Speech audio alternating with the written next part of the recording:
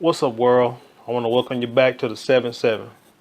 Real quick, I wanted to give my review on the Tupac movie that just came out, All Eyez on Me. You know, for months they had a big build up. There were a lot of positive and a lot of negative reviews of the movie before it came out. Most of Tupac's family members talked down on the movie, call it trash, say don't support it, don't go see it. But you know, it being a movie about Tupac, all the fans couldn't wait to see it regardless. Then once the movie came out, you had celebrities, like celebrity rappers and entertainers. They all said, they pretty much talked bad about the movie too. A lot of them talk bad about the movie. You know, people like Jada Pinkett Smith, who else? 50 Cent, Faison Love. You know, they pretty much talk bad about the movie. But then you had people like The Game who said, hey, you need to go see this movie because it's a movie about Tupac. And that's the way I felt. Regardless if the reviews are bad or good, I wanted to go see it because I grew up on Tupac. I mean, I have his first record, Tupacalypse, on record, you know, like on vinyl. I actually had the first record on vinyl. And, you know, I bought the Me Against the World, All Eyez on Me, and, you know, Machiavelli. When it came out, and I thought then and even now that Machiavelli was probably his best work, probably like one of the top classic albums of all time, because it was, you know, all his music, you know, when he created it, he said it from the heart. But for some reason, it just seemed like Machiavelli and Me Against the World, that was just like, he went real deep and real spiritual, you know, with those albums. But anyway, with that said, the movie, let me first say, I will always try to be an advocate of supporting black movies. Good or bad, you know, you can support them. And I believe you can also critique them at the same time. That way, the person who, you know, that you supporting, maybe they can go back and the next time they do a film or what have you, they can always improve, because no matter who you are, you know, that there's always room for improvement in any work that you do, whether it be entertainment, whether it be corporate work, if you're an entrepreneur, athletics, or what have you. So you shouldn't, so hopefully they can take it, you know, the good with the bad, take the criticism and, you know, build on it. And I know the Cold Black Company produces a lot of black films, and so I've always tried to, you know, support the Cold Black production company for that reason. And you're gonna always have detractors, people that talk bad about a movie, criticize, especially a biopic film, because you know people were saying like, oh, there's a lot of things that are missing out of the film, or you know, it's not totally accurate. But hey, you're trying to put 25 years of a person's life in 2.5 hours of a film. It's just not going to happen. And truth be told, everybody's not going to like a film. I mean, I guarantee you that if Tupac made this movie himself, somebody's going to say something negative about it. So you can't really win for losing. So you go out there, do your best work, and you move on. And you hope that enough people like it to where you keep getting the support and, you know, keep making these films.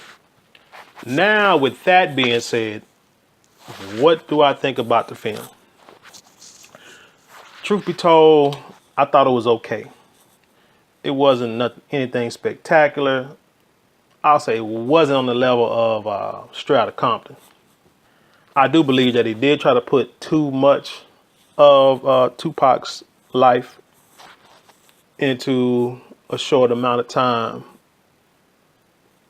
which caused it for me to seem like a made-for-TV movie, like you know those Lifetime movies or whatever movie, like the Tony Braxton movie or the TLC movie, where they try to hit so many topics in such a short amount of time that you really couldn't get in depth. You really couldn't grasp on to a certain plot or storyline, because you know there really wasn't a build up. It was just really about things that you already knew about Tupac's life. There was nothing really new brought to the table. Benny Boom and whoever wrote the movie. They said, said they got everything. The guy said he got everything from Tupac jailhouse interviews, or what have you. So, I mean, like I say, those interviews, you can go on YouTube and watch all those interviews and watch and listen to him talk about exactly what was going on in the movie. So personally, and then again, this is just my opinion. I believe that they should have used maybe a small time frame, maybe between 1991 to 1996. Around about that time or the last 3 or 4 years of his life, when he was going through the legal problems with the alleged assault charge and the shootings, and then getting out, going on death row, and then leading up to his murder and things like that. I think that should have been a focal point of the movie. Then maybe they could have put a lot more details into the movie than what they did. And then if you want to do flashbacks about his mom and the Black Panther part and all that kind of stuff throughout the movie, I think that would have been perfect. But there were some things that they did try to touch on that maybe everyone didn't know about, or maybe you did know about it, but they just didn't go, deeper into the storyline. Now, two examples I want to give, and I don't want to give the movie away or, give away any spoilers or whatever. But one example where they did somewhat go kind of deep in the storyline is when when he presented his first album to Interscope, and they wanted to cut a few songs, and it showed how he persuaded them to feel what he's feeling, and in order for them to keep the songs on the album. And it was actually, and Brenda Got a Baby was one of the songs, and they ended up keeping that song on the album. That was probably one of his biggest hits of all time. But then an example of where they didn't go deep enough into the story was when Dan Quayle, the vice president at the time, denounced his record. Now, in the movie, they just showed like a very end of his speech that Dan Quayle had, and then they showed Tupac's mom trying to explain to him how dangerous it is and how it is for him out here as a young black man, especially the son of a Black Panther, and how important it is for him to be a black leader and to understand his role. Now, what they probably should have done, in my opinion, is talk about why Dan Quayle actually mentioned his album. And it was because of a shooting that happened in Texas where a guy pretty much said that he was listening to Tupac's album, and that's what caused him to I think he shot a state trooper, I believe, I'm not sure. But yeah, I think that part there should have been explained a little more. But hey, like I say, I mean, all in all, the movie is okay. The guy that played Tupac, I think he did a pretty good job. I mean, I think he actually encompassed Tupac in the role. He really became Pac. Sometimes he even sounded like him. The guy that played Snoop didn't really look like him. I mean, he was skinny. The wig was bad, but his voice sounded just like Snoop. If I ain't mistaken, I mean, if I was a betting man, I would think that Snoop did the voiceover for him, because he sounded exactly like Snoop Dogg in that movie. I think it was cool that the Outlaws made appearances, and I'm sure it was probably hard for them to have to relive, that murder scene at the end, but hey, props to them brothers for, taking a part in this movie about their brother and one of their best friends. But hey, go see it, go support it. I mean, if you think there's too many bad reviews, hey, still go see it.